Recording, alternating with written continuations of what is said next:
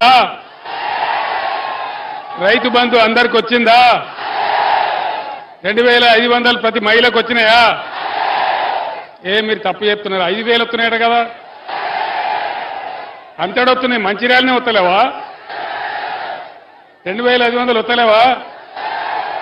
కళ్యాణ లక్ష్మి తులం బంగారం వస్తలేదా? రైతు బంధు కూడా రాలే అందరికీ. కరెంటు పోతున్నదా? కరెంటు కోతలు మొదలైనయా? దయచేసి మీరు ఆలోచన చేయాలి. 4-5 నెలల కింది దాకా బ్రహ్మాండంగా వచ్చిన నల్లా నీళ్ళు ఎటుపోయినాయి, కరెంట్ ఎటుపోయింది, రైతు బంధు ఎటుపోయింది, రైతు బంధు కోసం పెట్టిన డబ్బులు ఎటుపోయినాయి, ఇవన్నీ కూడా మీరు ఆలోచన చేయాలి.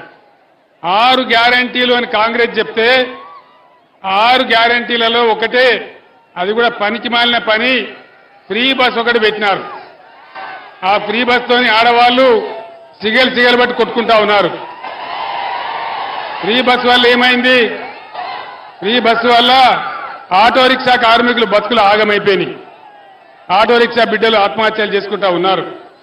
మీ అందరినీ కూడా నేను కోరేది ఒకటే మాట, అడ్డగోలు హామీలు నోటికి ఏదొస్తే అది ఇచ్చి ఇలా ముఖ్యమంత్రి ఏం చేస్తున్నాడు? ముఖ్యమంత్రి ఈరోజు ఏ ఊరికి పోతే ఆ దేవుని ఊరి మీద ఒట్టు. డిసెంబర్ 9 పోయింది, 100 రోజులు పోయినాయి, మళ్ళీ ఇప్పుడు ఆగస్టు 15కి వచ్చింది. నమ్మచ్చునా ఈ మాట? నమ్మేటట్టే ఉన్నదా? ఈ విధంగా ఏమీ చెయ్యరు అనేది ఈరోజు మనకు అర్థమైపోయింది. ఇవన్నీ పోను. ఇంకా ఏం జరుగుతున్నది?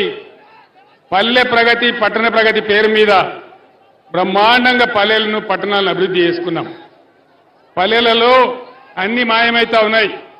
పంచాయతీలకు డబ్బులు ఇవ్వడం లేదు, పంచాయతీలు ఊడ్చే పరిస్థితి లేదు, మున్సిపల్